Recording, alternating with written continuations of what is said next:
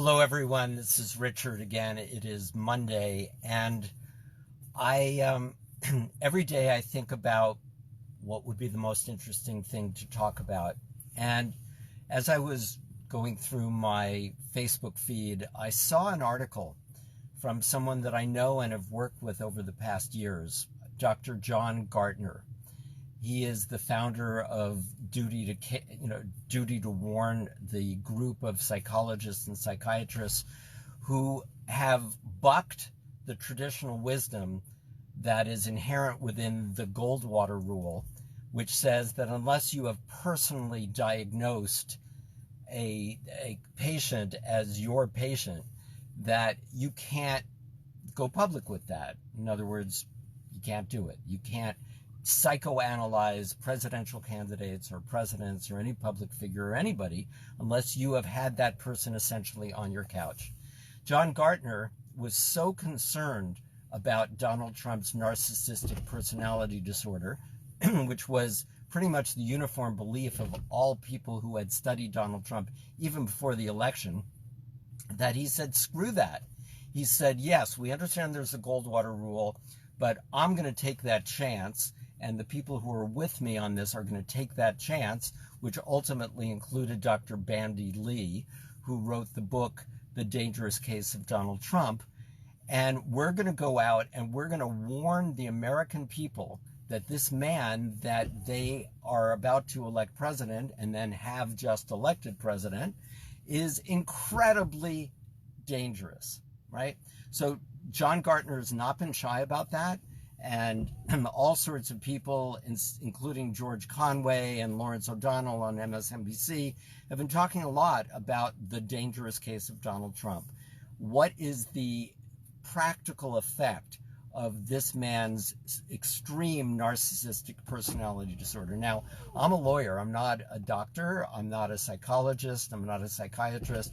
But I know a lot about this. And the reason is because before the election, I was talking to someone about Donald Trump's narcissism, and I made the comment living in Los Angeles that, hey, everybody who lives in California or Los Angeles and Hollywood is pretty much a narcissist. And he goes, no, Richard, no.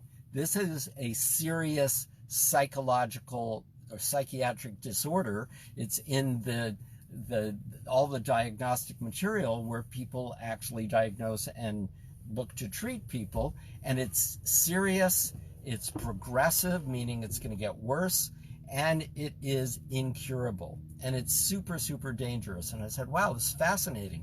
And so I went and I contacted all the psychologists and psychiatrists that I could get a hold of, and I said, is this true?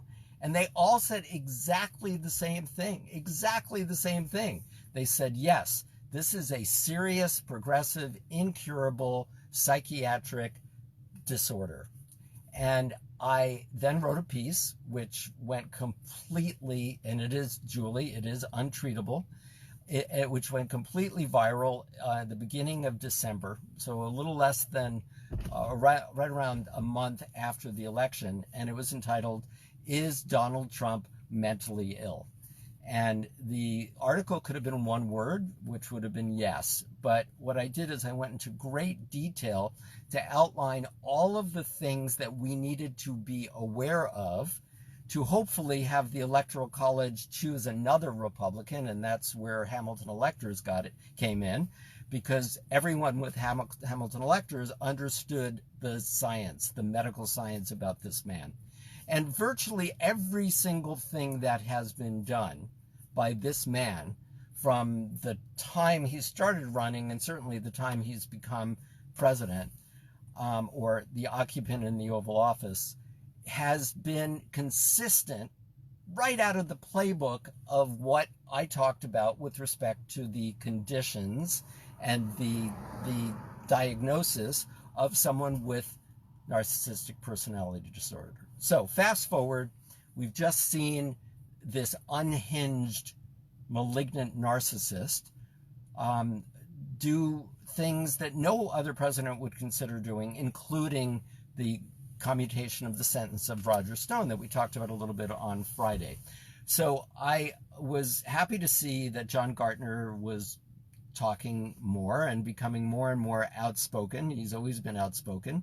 He's controversial. There's a lot of infighting within the psychological community about him and all of that. But I think from a substantive standpoint, what he says is scary as crap and accurate.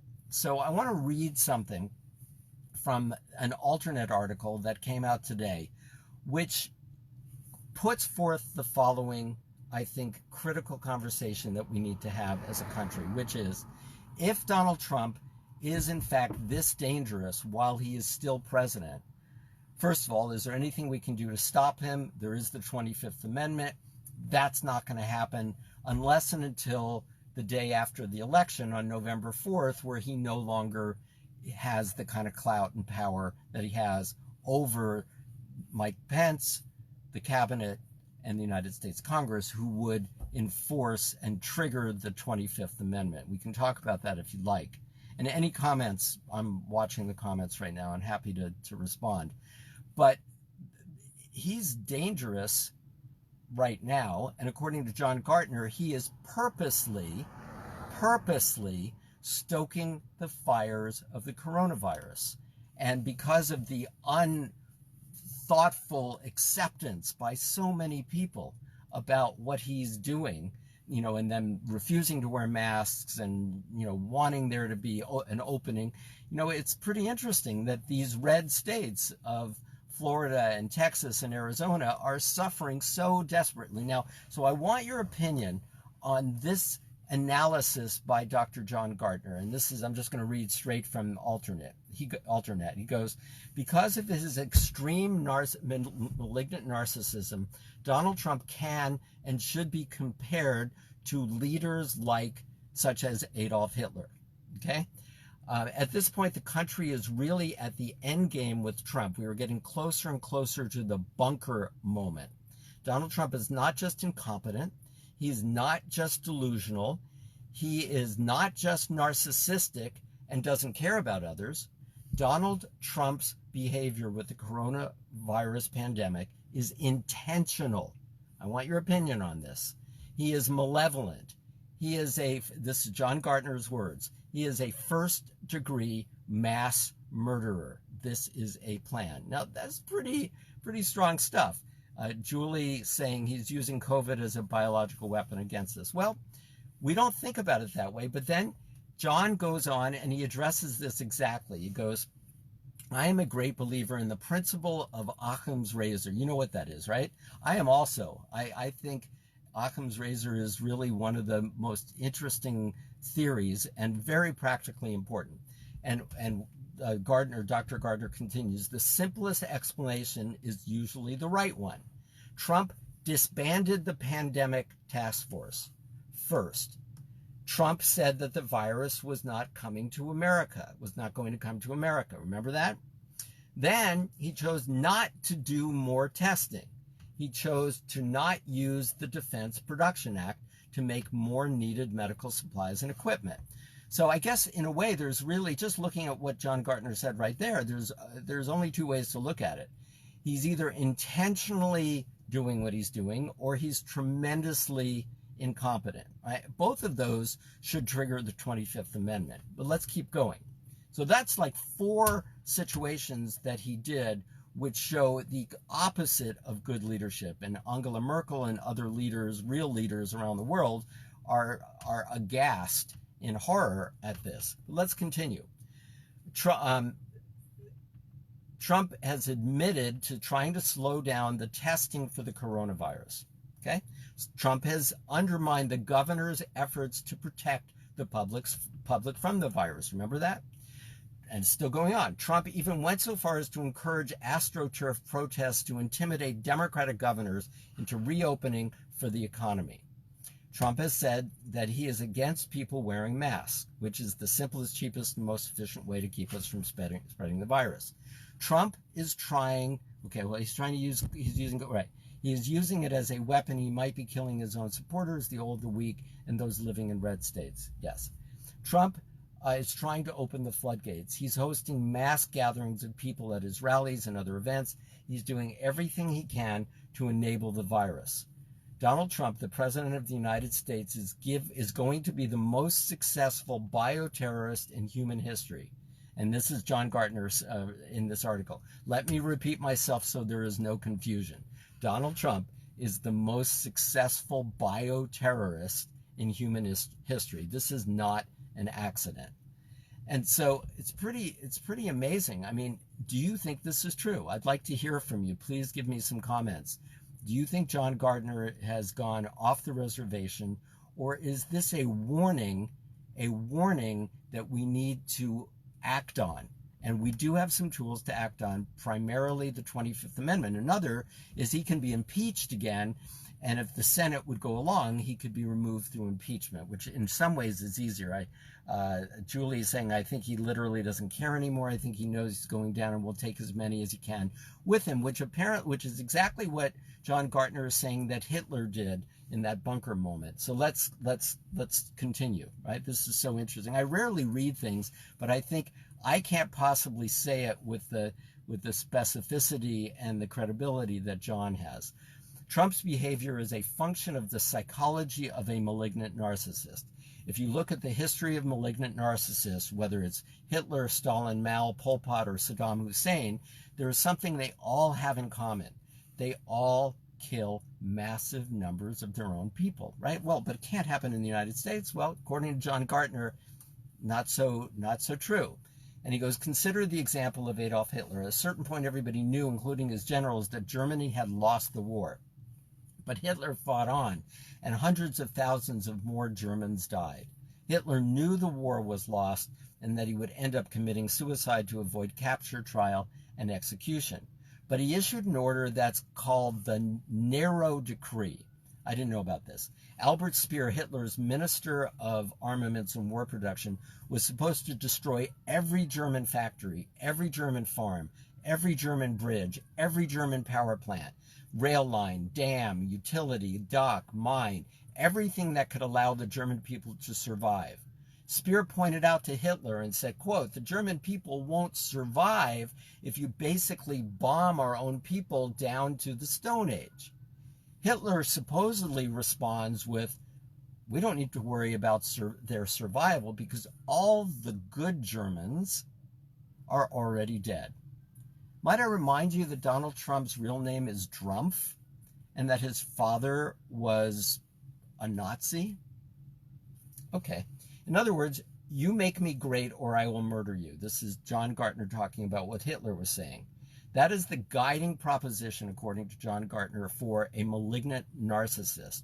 Do not forget that and this is the scariest part of it overall, right? And we don't really talk about this as much as I think we should. Do not forget that one of the components of malignant narcissism is sadism. Omnipotent destruction makes malignant narcissists feel powerful. I'm going to say that again. Omnipotent destruction makes malignant narcissists feel powerful. This is especially true if they feel somehow disempowered or otherwise weak. So as the polling continues to show a wipeout, a landslide, where Donald Trump is going to be humiliated and embarrassed beyond any possible way of escape, he's going to continue to feel Trump is reading Mein Kampf. That was apparently one of the two books that he had on his coffee table at Trump Tower, the Mein Kampf and his own book, The Art of the Deal. Okay, so omnipotent destruction makes malignant narcissists feel powerful. So Hitler was a problem, right?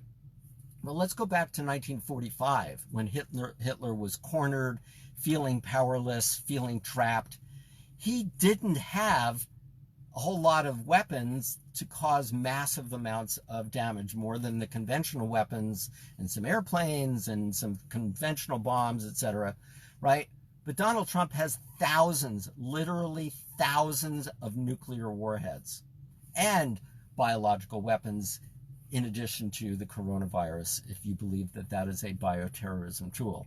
So if in fact sadism is part of this man's structure right now, and as he goes further off center because of the constant embarrassment, humiliation, his inability to control and con the virus, right? He's the most powerful, successful con man in the history of the world. Mike Bloomberg talked about that at the Democratic Convention. But if he can't con a virus, right? He cannot do that. So it's going to trigger, according to John Gartner and others, this sense of powerlessness with a man who is a sadist, who really doesn't have any empathy or compassion, and in fact is a sadist, which is all it is. So suicidal, self-destructive behavior as a sign of loyalty to the great leader is a tradition among malignant narcissists. Leaders such as Trump are so unwell that if the people around them and their followers are not stoking their egos,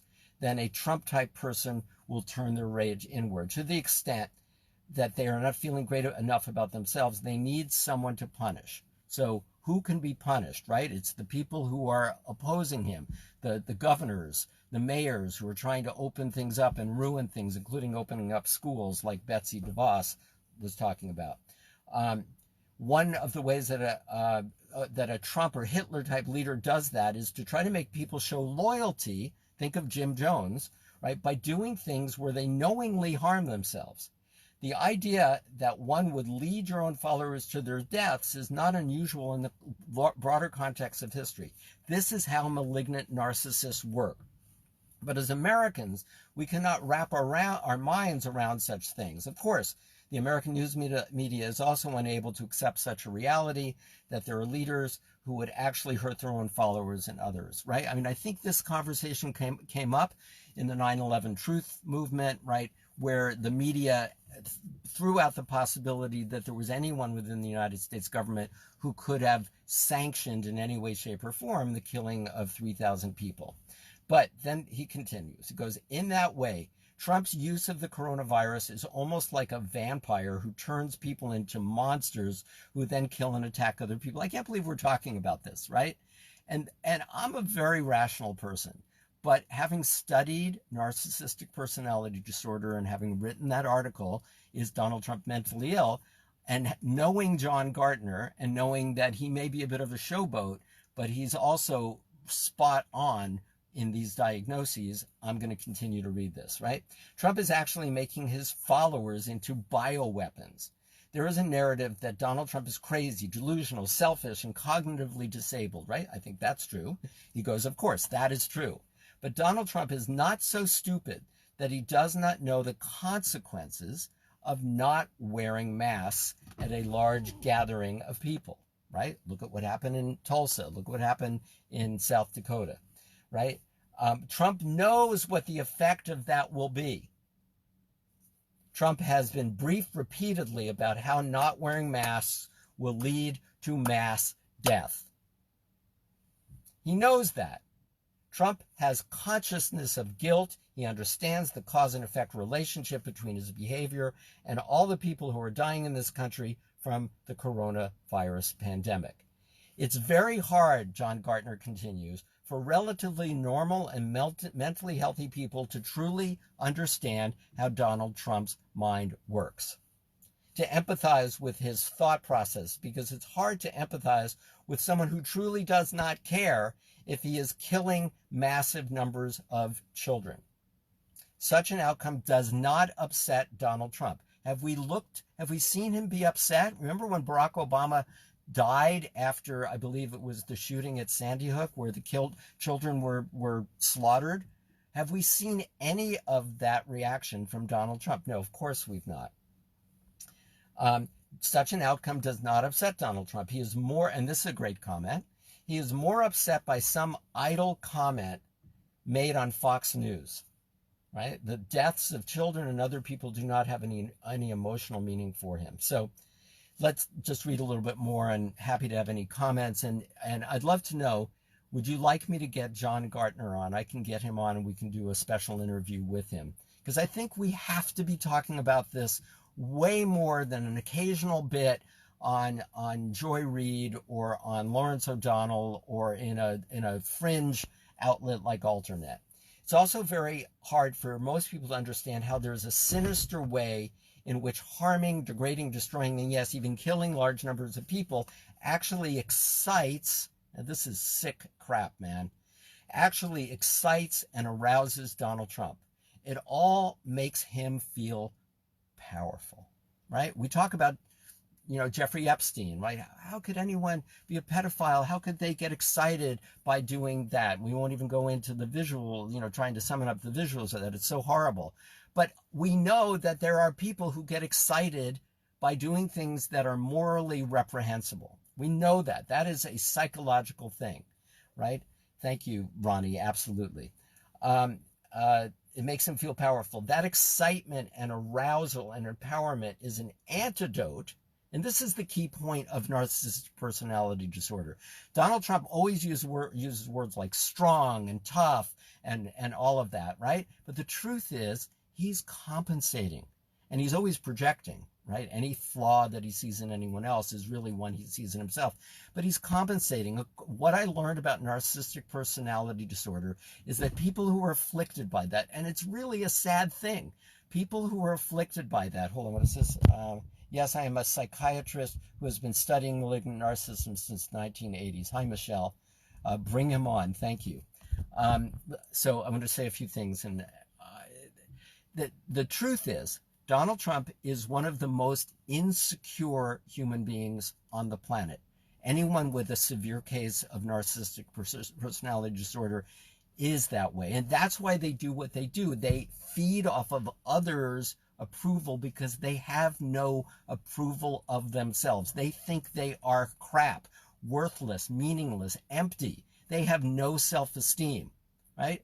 A lot of people have less self-esteem than they may want. These people have virtually none. They are vampires living, am I right, Michelle? Living and literally breathing psychologically off of the approval of others as if it is oxygen for their very soul and very being, right? That is scary stuff, right? This arousal, this excitement and arousal and empowerment is an antidote to the emptiness that he feels inside and to the humiliation and mockery, which we all know he received plentiful amounts of from his father, which is what his niece has been talking about in that book, right? So the humiliation and mockery that he's experiencing from his critics and the public. Okay? So we could go on. I'm going to invite John Gartner to come on and we can have a conversation and talk to John directly. But I think what was in this article, this brilliant article and interview in Alternet, says it all. And so the question is, what are we going to do about it? I know a lot of people, including some people who are moderate Republicans, who are scared to death about what this guy is going to do the day after he loses. And it's not just the day after he loses, my friends. The election will happen November 3rd. Let's say we don't know about the results until November 4, November 5. We've got the rest of November. So November has what? 30 days? So let's say we have 25 days in November, we have 31 days in December, and we have 20 days in January. Yes, Marcel, but voting him out, that solves the problem for the next 4 years, but it doesn't solve the problem for the rest of November, all of December, and the 20 days of January, where someone who is this sick, who is this much of a sadist, can do irreparable harm beyond what he's already done. Not to mention, if in fact John Gartner is right, and I think he is, that he is a bioterrorist and he has desires to see in his sick way more mayhem, more chaos out of his own incredibly dysfunctional psyche. You know, we're a long way even between now and November 3, right? I mean, think about that, right? Where are we? We're the middle, close to the middle of July. We've got half of July. We have all of August. We have all of September. We have all of October. We have a long time. How many more people can he kill? So I did this talk with you because I was hoping that, and please feel free to to share it and talk to people, but I was hoping we could have an honest conversation, like a come to Jesus intervention kind of conversation. You know, when there's someone in your family who's hopelessly addicted to alcohol or drugs, right? The family comes together and does some tough love, and they institutionalize the person, or they do whatever they do, right? We have a very, very, very sick person who is the leader of our pack.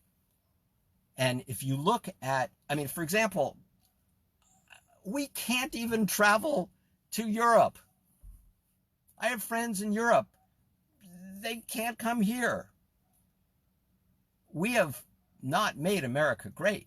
This man is on a destruction path, which I think we need to talk about what John Gartner is talking about with respect to what happened to Hitler, right? Blow up all the bridges, blow everything. All the good Germans are already dead, right?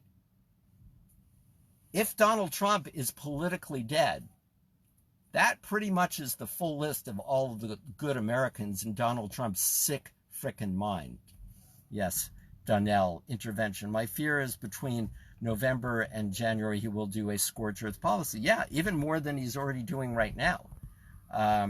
That's why he needs the rallies. Exactly, Michelle, you're absolutely right. Why the rallies? And we don't care if people are going to die. We don't care if it's going to trigger spikes in my red state communities of Tulsa or wherever else he's going, South Dakota. They said that's why he needs the rallies, for his energy, to fill his emptiness. He's a frickin' vampire who needs copious and constant daily infusions of blood. Again, let's just have an honest conversation about this. So thank you, John Gartner. He will kill us all. The whole difficult thing with his followers is important to address. So anyway, I unwittingly jumped into this in December of 2016 when I published that article in the Huffington Post, Is Donald Trump Mentally Ill? I honestly thought, how stupid am I? I honestly thought that with every single psychologist and psychiatrist agreeing with what was written there, and I had some interviews with people there within the article, video interviews, that we would have actually been smart enough to figure this out, and that we would have impeached him for behaviors that came from this incredibly ill, sick man. But this cult of personality of the enablers, starting with Mitch McConnell, and thank you, Mitt Romney, and anybody who wants to criticize me for acknowledging and bowing to Mitt Romney in acknowledgement of his incredible moral courage in standing up to this monster, you can do that. Mitt Romney is a great American. I don't care if he's a conservative. Mitt Romney is an awesome, great American. Thank you, Mitt Romney. But his enablers are pathetic, and in many ways worse. Mitch McConnell is not a sick man in that way. There's a whole nother thing going on with Mitch McConnell. And he's a super, super, super smart kid who probably couldn't get women, probably was laughed at because he was fat, he was ugly, but he's so freaking smart. He subconsciously made a deal with the devil inside his own brain and said, you know what? When I get power, I'm going to show everybody how smart I am, and I'm going to run things, and I'm going to be in control, because no one paid me the acknowledgement that I wanted, especially women or men. I don't know if he's into women or men. But here's the point. We need to punish. We need to protect ourselves against Donald Trump between now and the election. We need to defeat overwhelmingly Donald Trump, because he's going to flip voting machines. He's going to cheat in every possible way, because literally his life depends on it as he sees it, and he's going to jail when he goes back to New York or anywhere. He's going to be in jail because of his state crimes, even if he gets pardoned or pardons himself, figures out how to do that. So we need to defeat Donald Trump on November 3. We need to invoke the 25th Amendment, starting the day after. We need to have all of that apparatus in place and or impeach him, because once he's defeated, his power over his enablers goes to almost zero. We need to sit down and have a serious conversation with Mitch McConnell and John Thune and the other Republican enablers who are in the Senate, right? Because they don't understand it. I don't believe that they really, really have allowed themselves to know what John Gartner has said in this article, right? It's just this cognitive dissonance, and they have chosen to go with, I'm a Republican, I support my conservative president who's giving us all these wonderful conservative Supreme Court justices and federal judges. That's how cognitive dissonance has caused really smart people, likely in my opinion, to do horrible things. But we also, on November 3, we need to defeat the enablers, right? Every single enabler who has enabled Donald Trump in the United States Senate, other than Mitt Romney, who happens not to be up for re-election. So here's the great news about this. There are 23 Republican enablers of Donald Trump who have spent the last 3.5 years doing nothing but sucking up to and enabling this sick man. 23 Republicans have to defend their 6-year Senate seats. 23 out of 34 that are running. That is a huge opportunity to send a message, not just to Donald Trump, but to Trumpism and Donald Trump's enablers. You are traitors because you sold out the country to support someone who is a bioterrorist, according to Dr. John Gartner, and has done nothing but harm America and America's image around the world. So you have to be gone. Imagine the country we can create when we add to the 47 Democrats who have been fighting so hard against these enablers and this enablement of narcissistic personality disorder. You have 47 plus 23. That's, what is that? That's 50. That's 70. Then we can pass campaign finance reform. We can pass background checks for guns. We can pass the Climate Action Now Act. We can do great things when Mitch McConnell is out of the way as Senate Majority Leader and the Republicans don't even have the ability to use the 60-vote filibuster rule to stop progress under Joe Biden and a progressive Democratic Senate that can undo some of the devastation and damage that this sick man Donald Trump has done. Anyway, thank you guys for listening, and let's have that conversation. And I'll send a note to, I'll text him right now, John Gartner, tell him that people really want to hear from him. We have to have this conversation. Regardless of what we do about it, it's not a partisan conversation. It is an intervention that we as the American family need to have about someone who has a huge ability to do bad things who is not well. Thank you guys. Richard Greene off. Love you, Hamilton electors. We'll talk tomorrow.